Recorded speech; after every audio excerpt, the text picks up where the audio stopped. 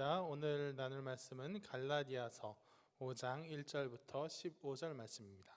신약성경 307페이지에 있습니다. 갈라디아서 5장 1절부터 15절 말씀.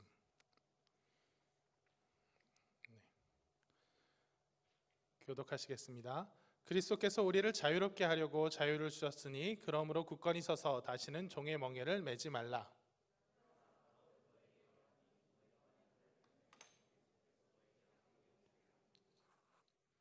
내가 할례를 받는 각 사람에게 다시 증언하노니 그는 율법 전체를 행할 의무를 가진 자라.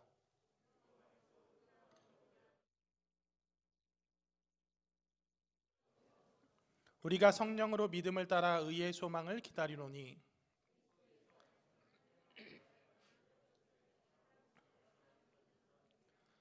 너희가 다름질을 잘 하더니 누가 너희를 막아 진리를 순종하지 못하게 하더냐.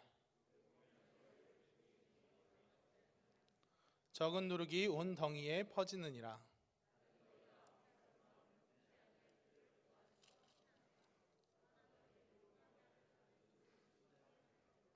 형제들아, 내가 지금까지 할례를 전한다면 어찌하여 지금까지 박해를 받으리요.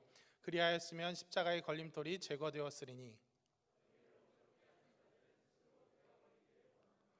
형제들아, 너희가 자유를 위하여 부르심을 입었으나 그러나 그 자유로 육체의 기회를 삼지 말고 오직 사랑으로 서로 종노릇하라.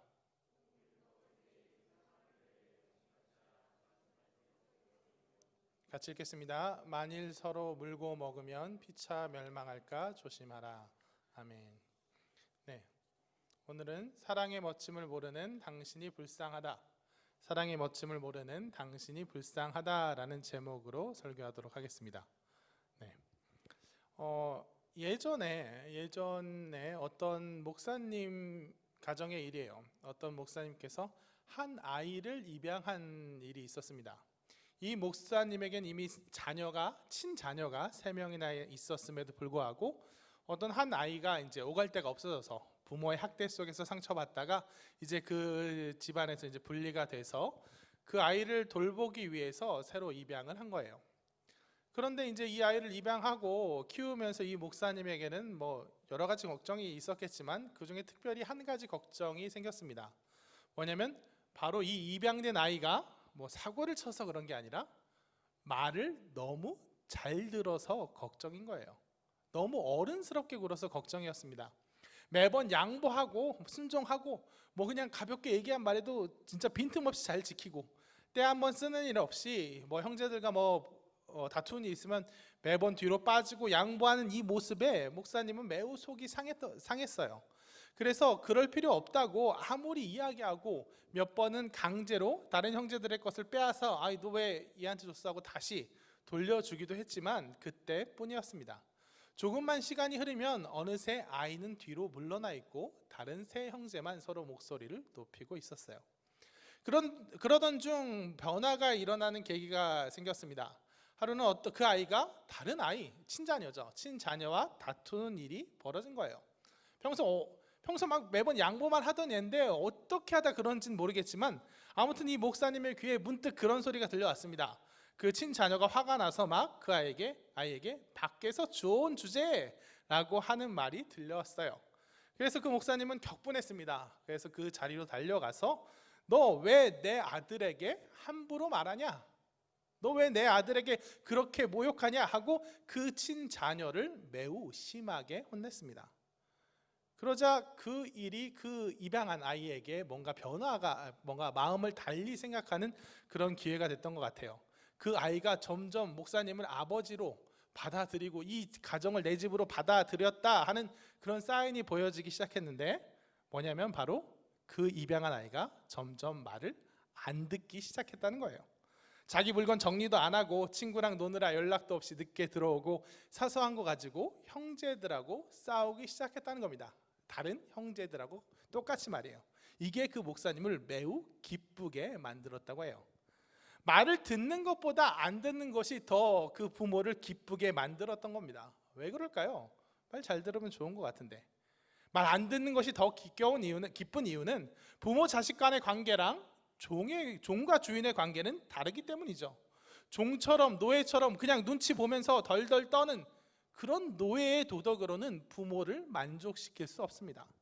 그저 부모의 사랑을 한껏 먼저 누리는, 부모의 사랑 한껏 누리는 그 자녀됨, 그 자신감, 나 말 한 번 안 들었다고 이 집에서 쫓겨나겠어? 하는 그 자신감이 먼저 부모를 만족시켜요.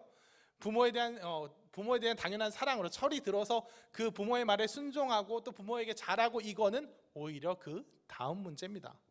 하나님과 우리의 관계도 마찬가지라는 거예요. 우리는 어떤 사람들입니까? 우리 주 예수 그리스도로 말미암아 의롭다함을 받고 감히 하나님의 자녀가 되었다 하는 그런 권세를 누리는 사람들이 우리예요. 하나님과 지극한 화목의 자리에서 하나님의 사랑을 누리는 게 바로 우리의 정체성입니다. 이것은 우리가 어떤 선한 일이나 공로에 의한 게 아니라 오직 예수 그리스도의 십자가를 통해 그 은혜를 누리기만 하면 되는 게 바로 우리의 제일의 사명이에요. 그런데 보면 이 자녀됨, 이 큰 사랑의 자녀됨을 걷어차버리고 스스로 종의 멍에를 매려는 사람들이 있습니다. 대표적인 것이 바로 오늘 본문에서 바울이 비판한 할례주의자들, 율법주의자들이에요. 5장 1절 2절 같이 읽어볼까요? 5장 1절 2절 시작. 그리스도께서 우리를 자유롭게 하려고 자유를 주셨으니 그러므로 굳건히 서서 다시는 종의 멍에를 매지 말라. 보라, 나 바울은 너희에게 말하노니 너희가 만일 할례를 받으면 그리스도께서 너희에게 아무 유익이 없으리라. 아멘. 보면 분명히 이 사람들은 뭐냐? 분명히 예수님을 믿는 사람들이에요.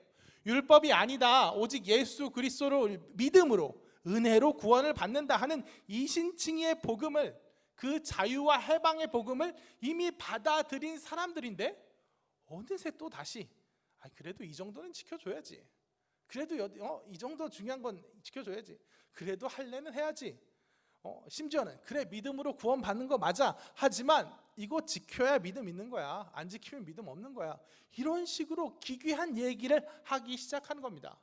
해방과 자유의 복음으로 그 은혜로 자녀됨의 높은 그 사랑을 받아들였음에도 불구하고 다시금 옛날 모습으로 돌아가는 거예요. 왜 이렇게 하는 걸까요? 그게 인간 본성에 맞기 때문이에요. 은혜로 받았다보다 내 공로로 이뤄냈다가 더 인간의 취향에 맞기 때문이에요. 여러분, 사람들은 의외로 공짜를 좋아하지만 또한 공짜를 싫어합니다. 내 수고가 들어가지 않기 때문에 공짜를 좋아하고, 역시 내 수고가 들어가지 않기 때문에 공짜를 싫어해요. 왜? 내 수고가 빛이 나지 않기 때문이에요. 하나님은 우리를 사랑이신 하나님의 형상대로 한 몸을 이루는, 그 사랑을 이루는 존재로 만드셨지만 오래도록 죄의 노예였던 우리는 그걸 너무 오래 잊고 있었던 거예요. 그래서 무엇이든 내 공로로, 내 의로, 내 자랑으로 삼아서 서열화하고 수치화하고, 그래서 그것으로 나의 자존심을, 자만심을, 교만을 유지하는데 너무 익숙해져 있습니다. 그래서 예수 그리스도의 십자가에 의하여 구원받는, 죄와 율법에서 해방과 자유를 누리게 하는 복음이 우리에게 주어졌지만 그걸 제대로 누릴 줄 모르는 거예요. 감히 하나님을 아버지라 부를 수 있는 하나님의 자녀로서 그 사랑 가운데 지극한 기쁨과 만족을 누리게 되는 그 어마어마한 사랑을 제대로 누릴 줄 모르는 겁니다. 내 안에 남아있는 교만과 깨어지지 않은 자아, 내가 나의 주인 되고자 하는 마음 때문이죠. 이렇게 되면 내가 다른 사람들보다 나은 점이 없잖아, 내게 돌릴 영광이 없잖아. 그 교만은 두 가지 방향으로 나아갑니다. 하나는 다른 사람들에 대해 내가 좀 더 잘난 것처럼 드러내고 싶은 마음, 저 가난하고 찌질하고 못되고 멍청한 사람, 정말 많은 죄를 저지른 사람, 똑같은 죄인일지언정 정말 천인공노한 죄를 저지른 저 사람, 같은 교회 공동체 안에 있지만 항상 사람들 힘들게 하고 그런 그 사람과 내가 똑같이 취급받는다는 걸, 이분은 뭐 얼마든지 시인하지만 저도 죄인입니다 하지만 내심으로는 용납할 수 없는 경우가 문득 같이 못 가는 경우가 너무 많아요. 어떤 이유를 붙여서라도 내가 좀 더 낫다고 하지 않으면 견딜 수 없게 만들어요. 그래서 너 할례 안 받았지, 율법 안 지키지, 그때는 그렇게 내 공로, 내 의에 대한 옛날 이야기를 붙듭니다. 현대도 지금도 우리도 마찬가지예요. 예수 안에서 다 형제요 자매인데 저 사람은 공동체를 해치고 있어요. 저 사람은 다른 소자를 낭만케 하고 있어요. 하고 자꾸 그렇게 된단 말이에요. 또 다음으로는 사람에게 대하여서만 교만한 거 아닙니다. 교만은 사람에게 대하여뿐만 아니라 하나님께 대하여도, 심지어 하나님께 대하여도 자기를 드러내고자 해요. 남들 가운데 튀어 보이고 싶어서가 아니라 하나님 앞에서마저 내 입지를 조금이라도 세워보고 싶어 하는 게, 그게 교만이에요. 내 의와 공로를 붙들어 하나님 그래요 난 이건 하지 않았습니까 하고 조금이라도 고개를 들고 싶은 마음. 이걸 어떻게 설명하면 좋겠냐? 예컨대 전에 어떤 무료 급식 기관에 제가 이제 뭐 연관돼서 한두 번 봉사할 때 거기서 목격한 일인데, 거기 매일 오시는 어떤 어르신이 계셨어요. 매일 무료 급식이니까 그냥 매일 와서 식사하시는 어떤 어르신이 계셨습니다. 근데 처음에는 그냥 뭐 별로 특별할 거 없이 그냥 모아서 맛있게 잘 드시고 고맙다 감사하다 하고 가셨어요. 그런데 하루는 너무 고마워서 그러는데 내가 헌금을 좀 하고 싶다 이러시는 거예요. 그래서 여기가 교회에서 하는 것이지만 분리돼 있다, 여기서 그렇게 헌금 받고 그러면 안 된다 하고 그렇게 안내를 했는데, 그래도 꼭 하고 싶다 하셔가지고 그러면 본당에 헌금통이 있으니까 거기다 헌금하고 가시라 안내를 했대요. 그러자 하고 가셨는데 거기서 얘기 끝나지 않겠죠. 그 이후 어떻게 됐느냐? 그분이 그때부터 태도가 달라지는 거예요. 이걸 더 달라 저걸 더 달라 요구사항이 많아지고 주변에 식사하는 분들이나 봉사자들한테도 걸핏하면 목소리를 높이기 시작하는 거예요. 반찬이 이게 뭐냐, 이거 뭐 돈 안 받고 나눠주는 거라 이런 식이냐, 뭐 사람 무시하지 말라. 결국 뭐예요? 나도 돈 냈다 이거죠. 결국 봉사자들과 크게 싸운 후에 내가 헌금함에 5,000원 넣었으니 돌려달라 해서 5,000원 받아가신 뒤에 다른 곳으로 가셨어요. 이게 어떤 마음이에요? 자격지심으로 보이기도 하고 실은 권력에 대한 욕망인 거예요. 관계에 있어서 내가 조금이라도 우위를 차지하고 싶은 그 마음, 그저 은혜고 감사하면 내가 이 관계에 대해서 너무 내세울 게 없잖아요. 나를 너무 많이 내려놔야 하잖아요. 그러니까 턱없이 부족한 공로, 한 1년 반 넘게 식사하셨는데 그 5,000원 낸 그 공로라도 드러내서 내 권력, 내가 이 관계에서 내가 나의 주인됨을 지키려고 하는 거예요. 마찬가지로 하나님께 구원받는 그 크나큰 은혜에 대해서도 조금이라도 내 자존심, 내 자만심, 내가 나의 주인 되는 그 권력을 조금이라도 지키려고 하는 게 바로 교만의 방향이에요. 그래서 성경은 이런 마음들, 자녀됨의 깊은 사랑을 알려줬는데도 자기 교만을 만족시키기 위해서 종의 모습을 취한 이 모습을 뭐라고 하냐? 자유를 육체의 기회 삼는 것이라고 이야기합니다. 5장 13절 같이 읽어보겠습니다. 형제들아 너희가 자유를 위하여 부르심을 입었으나 그러나 그 자유로 육체의 기회를 삼지 말고 오직 사랑으로 서로 종노릇하라. 하나님의 자녀로서 죄와 율법에서 자유하여 하나님과 깊은 사랑의 교제를 나누어야 할 그 풍성한 은혜를 뭐예요? 고작 육체의 기회를 위해서 내가 잘난 척 좀 하려고 내 육체의 소망, 그 교만과 자만심을 만족시키려고 어떻게 해요? 하등하게, 그렇게 비참하게 변질시킬 수가 없는 거예요. 그러니까 이 얼마나 슬프고 한심하고 불쌍한 모습입니까? 자녀됨의 사랑을 주었는데 그 사랑을 누릴 줄 모르고 종을 자처하는 거예요. 다 같이 동등한 자녀로 서기 싫어서, 자녀면 다 같이 자녀니까, 동등한 자녀니까 그게 싫어서 종을 자처하는 거예요. 내가 종 중엔 그래도 잘 나가는 종이죠 하고, 그리고 자녀로 되면 그저 감사밖에 고백할 게 없으니까 나 주인에게 이 정도 그래도 할 만큼은 했습니다 하고 싶어서 종을 자처하는 거예요. 이거 너무나도 안타까운 얘기 아니에요? 고기도 먹어본 사람이 먹을 줄 알고 사랑도 받아본 사람이 누릴 줄 안다 라는 말처럼 우리의 너무나도 오래된 옛 습관, 그 죄성이 그 사랑을 하나님께서 그냥 부어주시고 값없이 부어주신 그 사랑을 누리기만 하면 되는데 그 사랑을 누리지 못하고 오히려 종으로 자기를 전락시키는 겁니다.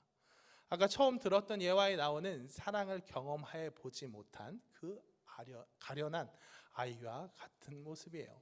그리고 이건 누구의 문제가 아니라 이 당시에 할례주의자들, 율법주의자들, 그렇지 그런 사람들 나쁜 사람이지가 아니라 바로 우리의 이야기이기도 해요. 문득 우리 역시 하나님의 그 사랑, 하나님의 그 자녀됨에서 벗어나서 내 공로를 내세우고 내 자유를 오히려 그 공로의 종이 되어서 종의 멍에를 스스로 짊어지고 그것으로 다른 사람을 평가한다는 거예요. 고린도전서 15장 19절 한번 다 같이 읽어보겠습니다. 시작. 고린도전서 15장 19절 띄워주시면 좋겠습니다. 같이 읽겠습니다. 만일 그리스도 안에서 우리가 바라는 것이 다만 이 세상의 삶뿐이면 우리 모든 사람 가운데 우리가 더욱 불쌍한 자이리라. 아멘. 그래서 그럴 때 우리가 문득 그렇게 하나님의 자녀됨을 벗어날 때 우리가 가장 불쌍한 자가 되는 겁니다. 왜요? 이 세상 사람들은 아예 은혜를 몰라서 그런다 쳐요. 이 세상 사람들은 아예 그 자녀됨의 사랑을 아예 몰라서 그냥 그러다가 자기들끼리 자기의 게임을 하다가 망한다고 치자고요. 하지만 우리는 어떻습니까? 이 사랑의 한 가운데 있음에도 불구하고 하나님께서 자녀됨의 은혜를 허락하셨음에도 불구하고 종의 모습을 자처하는 그 모습이 우리를 너무 안타깝게 만드는 거예요. 그러므로 여러분, 우리는 문득 우리의 죄성이 나를 의의 공로에 놓여 만들고 의의 공로 만들고 그것으로 그치지 않고 9절을 보면 작은 누룩이 온 덩이에 퍼지느니라 이거죠. 그런 마음들이 나에게서 멈추는 것이 아니라 내가 괜찮지 해서 멈추는 것이 아니라 교만의 다른 방향은 항상 뭐죠? 정죄로, 남을 향한 정죄로 가서 내가 잘남을 드러내기 위해서 남을 정죄하고 깎아내려야만 하기 때문에, 그러면 이 공동체 자체가 그렇게 변질되기 때문에 그래서 우리가 더욱 불쌍한 자가 되는 거예요. 이 세상 사람들은 그냥 그 자리에서 그 세상 기준에 따라 움직일 뿐이지만 우리는 그 은혜를, 하나님께서 우리에게 허락하신 그 놀라운 은혜를 변질시킨 죄까지 더해지니까, 은혜와 사랑으로 하나님께 나아가려고 한 많은 지체들까지도 방해하니까 그것이 우리에게 더 치명적인 타격으로 다가오는 겁니다. 그렇기 때문에 이런 변질됨이 온 교회에 있어서 이런 변질됨이 극히 경계해야만 할 것이라고 바울은 이야기하고 있는 거예요. 이건 정말로 우리가 영향받기 쉽습니다. 우리가 사랑을 누리고 정말 사랑 안에 기쁨과 평안과 만족을 누리다가도 한 사람이 이렇게 의와 공로를 내세우기 시작하면 어때요? 우리의 완악한 심령이 그 꼴을 그냥 참고 보아 넘기기가 정말 어려워요. 그 전까지는 아무도 그냥 은혜입니다, 그냥 감사합니다 하고 지나가다가도, 그 은혜에 머물러 있다가도 한 명이 자기를 드러내기 시작하면 너만 했냐? 나도 했다 하고, 내가 얘기 안 하려고 했는데 하고 저마다 자기를 드러내기 시작하는 분위기가 되기가 너무 쉽다는 거예요. 그렇기 때문에 성경은 이런 행동에 대해서 정말 준엄한 경고를 하고 있습니다. 당시에는 유대교의 잔재를 교회에서 지워내지 못한 때라 이렇게 할례주의자, 율법주의자들이 스스로의 공로를 막 이렇게 드러내고 했는데 거기에 대해서 뭐라고 하냐면 심판을 받을 것이다, 스스로 베어버리기를 원한다 하고 거의 저주에 가까운 경고들을 하는 거예요. 그러므로 우리는 사랑에 머물러야 됩니다. 종의 명예를 메어서는 안 돼요. 그것이 일단 나에 대한, 내가 누릴 수 있는 그 자녀됨의 사랑을 저버리는 것이기 때문이고, 두 번째는 교회 공동체를 해치기 때문입니다. 교회 공동체 전체 전반에 흐르고 있던 그 사랑을 내 손으로 끊어버리는 거예요. 저는 여기서 그래서 이 9절 적은 누룩이 온덩이에 퍼지느니라, 그런 분위기가 정말 한 사람, 자기를 내세우기 시작한 그 한 사람이 얼마나 교회 공동체에 진짜 큰 악영향을 미칠 수 있는지, 그걸 단적으로 표현한 5장 9절이 참 마음이 아프게 느껴졌어요. 적은 누룩이 온덩이에 퍼지느니라. 이 누룩의 이미지, 조그만 거 같고 조그만 게 들어왔는데 크게 그렇게 되어버리는 거. 다 사랑을 얘기하고 있었는데 한 사람 자기를 드러내서 완전 분위기가 그쪽으로 가버리는 거. 이게 왜 제 마음에 또 아프게 만들었냐? 누룩은요, 원래 뭘 비유하는 데 주로 쓰였습니까? 예수 그리스도의 복음을 비유하는 데 쓰였어요. 또 비로 말씀하시되 천국은 마치 여자가 가루 서말 속에 갖다 넣어 전부 부풀게 한 누룩과 같으니. 이 세상에 하나님을 믿지 않는 사람들, 정말 대단한 권세가 있고 많은 핍박자들이 있지만 복음의 정말 능력을 지키는 그 한 사람이 거기 갔을 때 거기서 온전한 영향을 미칠 거다. 가루 서말 중에 누룩, 복음의 누룩, 조그만 누룩 하나만 들어가도 거기서 폭발적인 부흥이 있고 놀라운 변화가 있고, 그래서 하나님의 일이 이루어질 거다 하는데, 그런 복음의 폭발적인 기세를 설명하는 그 도구로 쓰였던 이 누룩이 이제는 뭘로 쓰이는 거예요? 교회 안에서 사랑이 있고 은혜가 있고 정말 많은 사람들이 있는데, 복음의 세력이 이미 더 이렇게 많이 있는데, 단 한 사람의 교만, 단 한 사람의 넘어짐이 이것들을 온통 망쳐버리는. 이게 뭐예요? 전에는 복음이 폭발적인 기세를 갖고 있었는데 이제는 교만이, 악함이, 이 세상 기준이 교회 안에 들어와 폭발적인 기세를 자랑하고 있는 그 모습을 설명하는데 이게 쓰인 거예요. 뭐예요? 은혜가 떨어진 거예요. 그 안에 사랑이 자녀됨이 없는 겁니다. 그러므로 바울이 경고하고 있는 이 갈라디아 이 여러 교회의 문제점은 뭐냐면, 당신들 가운데 교만한 그 한 사람이 있습니다. 그가 문제입니다. 이게 아닌 겁니다. 여러분, 교만하지 마십시오. 하나님만 바라보십시오. 그래야 합니다. 교만한 사람 그 자체가 문제가 아니에요. 우리가 그런 교만하면 안 된다, 이걸 몰라서가 아니에요. 뭐예요? 자녀됨의 사랑을 충분히 누리지 못하고 있기 때문에, 은혜를 누리지 못하고 있기 때문에 이 교만함이 이 종의 멍에를 매는 것이 너희들 가운데 정말 놀라운 폭발적인 능력을 발휘하고 있다라고 진단한 거예요. 그래서 누룩의 이미지가 쓰인 겁니다. 이것이 어떻게 보면 요즘 우리의 모습을 바라보는 것 같아서 마음이 어려워졌어요. 여러분, 우리가 언제부터 정말 기독교가, 한국의 교회가, 또 우리 청년부가 언제부터 이렇게 복음의 능력을 약하게 받게, 정말 미미하게 받게, 세상의 핍박과 세상의 지적과 세상의 배관시하는 것을 두려워할 정도로 이렇게 약해졌나 생각을 해봤어요. 얼마나 지금 이 코로나 상황 어렵죠. 정말 어려운 상황이 정말 오래됐어요. 그리고 최근에 이제 차기 운영진을 세우고 팀 개편을 하는 그 문제를 갖고 많은 사람하고 이제 그냥 몇몇 청년들이랑 얘기를 하고 하는데, 정말 많은 사람들이 지금 많이 다운되어 있다는 걸 정말 피부로 느낄 수 있었어요. 함께 이렇게 나누지 못하고 누리지 못하고, 그래서 그게 그 자체로도 마음이 정말 아팠고, 그래서 더 다른 어떤 것을 해야 되나 그 생각도 많이 들었는데, 이미가 아니고 약해진 것 이전에 우리가 너무 뭐라 그럴까요? 되게 조심스러운데 안일했구나라는 생각도 들었어요. 우리가 너무 그냥 온실 속의 화초처럼 키워왔구나라고 생각했어요.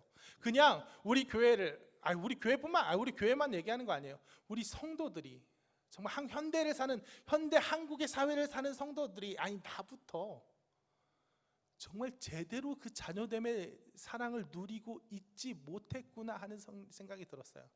여러분, 코로나 정말 오래됐잖아요. 우리 진짜 같이 하고 싶었고 계획했는데 하지 못한 게 정말 많고, 그 많은 시간 동안 우리가 정말 많이 어려워지고, 청년부도 어려워지고, 팀도 어려워지고, 리더들은 지금 팀원들을 어떻게 챙겨야 될지 진짜 죽을 맛이고, 나는 더 죽을 맛이고 한데, 이거 한 5년 됐나요? 한 10년 됐어요? 몇 개월 안 됐어요. 8개월이에요. 8개월 지났어요. 이 단 8개월의 시간 속에서 우리가 정말 급속하게 어떻게 보면 희미해져 가는 거, 서로의 연결이 희미해져 가는 거, 내가 하나님 앞에 어떤 형제는 내가 언제부터 이렇게 됐지라고, 우리 청년보다 언제부터 이렇게 됐지라고 말하면서 또 동시에 뭐라고 하냐면, 내가 언제부터 이렇게 내 입속에서 신앙의 말이 나눌 사람이 없으니까 신앙의 말이 안 나오고, 하나님 바라봄이 없고, 하나님에 대한 그 사랑으로 내 삶을 꾸려가는 그것이 언제부터 이렇게 없어졌지라고 얘기를 하더라고요. 그 말이 정말 마음이 아프면서 정말 그게 내 모습이구나 라는 생각도 들면서 정말 우리가 나약했구나, 연약했구나 하는 생각이 들었어요. 여러분, 어떻게 막 얘기를 하다 보면 정말 뿔뿔이 흩어져 있는 사람들이 있어요. 뿔뿔이 흩어져 있는 사람들이 있고 그 상황이 정말 마음이 아프고, 그래서 한편으로는 이해가 돼요. 나눌 사람도 없고 기도할 사람도 없고 함께 기도 제목 나눌 사람도 없고 함께 모이는 그 자리도 없고, 그러다 보니까 내가 느슨해지고 나태해져요. 마음 아팠어요. 근데 이것만 마음 아파할 게 아니라 그 전까지 마음 아파야 된다는 생각이 들었어요. 왜냐면 또 어떤 얘기를 들었냐면, 어떤 선교사님 얘기예요. 이건 좀 멀리 있는 선교사님 얘기인데, 그 선교사님은 지금 코로나가 막 이랬는데 지금 하는 게 똑같대요. 중동 쪽에 있는 선교사님인데 하는 게 똑같대요. 왜? 원래 드러내놓고 모일 수 없었기 때문에, 원래 점조직으로 일하기 때문에 그때나 지금이나 똑같다는 거예요. 그래서 오히려 더 지금이 더 유리하대요. 또 지금이 더 낫대요. 물론 뭐 다른 선교사님들 쫓겨나기도 하지만 본인은 잘 어떻게 타이밍 맞아서 어차피 이게 점조직으로 하고, 그렇게 말씀 한마디 성경 하나 모여서 공부하고 하는 게 아니라 그냥 아름아름으로 비밀리에 전하는 그것으로 복음이 성장해 왔고, 그곳으로 우리의 믿음을 꾸려 왔었대요. 그래서 그때나 지금이나 크게 어렵지가 않다는 거예요. 여러분, 이 사도 바울의 시기에 이 사도 바울, 지금 뭐 갈라디아서는 아닌 것 같지만, 갈라디아서는 아니지만 사도 바울의 많은 서신 중에 사도 바울의 서신 중에 대부분이 어떤 서신이에요? 옥중 서신이에요. 핍박 받으면서 쓰여진 서신이에요. 사도 바울이 키워낸 아시아와 여러 교회들 다 어떤 가운데 세워진 교회들이에요? 핍박 가운데 세워진 교회들이에요. 나중에 로마의 국교가 기독교가 되었을 때 그거 어떻게 기독교 된 거예요? 막 지원 받으면서 막 마음껏 우리의 교제를 누리고 사랑을 누리며 한 거 아니에요. 무덤에 숨어서 아름아름 얘기된 거예요. 초대교회의 기틀이 잡아진 거, 어디서부터 기틀이 잡아졌습니까? 예루살렘 교회가 막 부흥하고 정말 분위기 좋고 7집사 세워지고 막 사람들 몇천 명씩 부흥회하고 이러다가 구해진 게 아니에요. 큰 핍박이 있고 다 끌려가는 가운데 뿔뿔이 흩어진 사람들 가운데 있었다는 거예요. 여러분, 우리가 이렇게 정말 이 상황, 이 시기를 정말 어렵고 이 가운데 말라붙어 가는 이유는 우리 가운데 정말 그 자녀됨의 사랑, 하나님과 내가 정말 그 사랑을 누리고 그 안에 깊이 들어가는 그 사랑이 참 부족했구나, 우리가 이미 부족했구나 라는 생각이 들었어요. 그래서 이 시기를 하나님 앞에서 정말 그냥 지나가야 하는 시기, 그래 코로나 빨리 백신이 나오게 해주세요, 빨리 백신이 나와서 우리를 정상하게 해서 우리가 다시 기존의 것들 서로 모아서 교제하고 찬양하면서 은혜 받고 같이 소모임하면서 기도하면서 은혜 받고 손 붙잡고 다 좋아요. 정말 다 좋은 거예요. 근데 거기에만 너무 의존하고 있진 않았는가? 어떻게 보면 그 안에 있는 은혜와 정말 진정 자녀됨보다 각자 누릴 수 있는 다른 즐거움과 다른 충만함 가운데 너무 의지하고 있지 않았었나? 그래서 지금 이 시기가 정말 그냥 지나가서 빨리 다른 그런 도구들을 우리에게 주세요, 기회를 우리에게 주세요가 아니라, 그런 것 없이도 자녀됨이면 충분합니다, 하나님이 이 사랑이면 충분합니다 하고 고백해야 될 그 시기가 아닌가?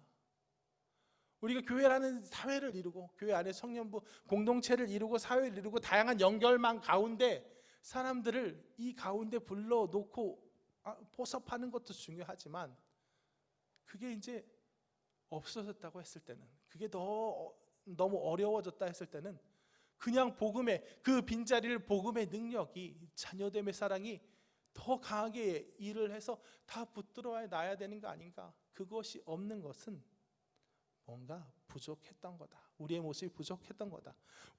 우리가 제대로 신앙하지 못하고 있었던 그런 모습이 아닌가? 그런 생각이 들었습니다. 그렇기 때문에 지금 이 시기가 바로 그 자녀됨에 집중할 시기인 것 같아요. 그 사랑에 집중할 시기인 것 같아요.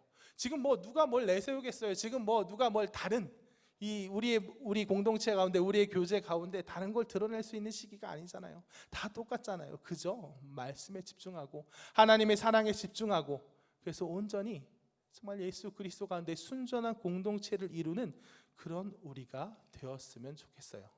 그래서 우리 청년부를 지배하는, 청년부가 돌아가는 그 기준도 하나님이 주신 자유로 인해서 서로 판단하고 생각하고 그렇게 종노릇하는 것이 아니라 정말 하나님의 그 사랑을 본받아 내 이웃을, 내 지체를 한몸 되어 사랑하는 그런 모습으로, 다른 것이 아니라, 다른 교제가 아니라 말씀으로 인한 교제, 서로 이거는 가능하잖아요. 서로 기도의 제목을 묻고 함께 기도하면서 그렇게 기도와 말씀으로 하나의 공동체를 이루는 정말 그런 순전한 공동체로 우리의 체질을 바꿀 수 있는 그런 기회가 되길 진심으로 소망합니다.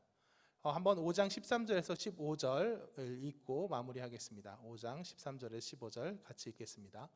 형제들아, 너희가 자유를 위하여 부르심을 입었으나 그러나 그 자유로 육체의 기회를 삼지 말고 오직 사랑으로 서로 종노릇하라. 온 율법은 내 이웃 사랑하기를 내 자신같이 하라 하신 말씀에서 이루어졌나니 만일 서로 물고 먹으면 피차 멸망할까 조심하라. 아멘.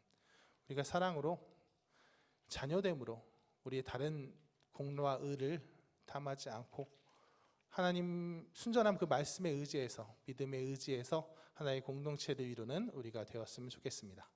아까 불렀던 찬양, 유월절 어린 양의 피로 다 같이 찬양하시고 합심하여 기도하도록 하겠습니다.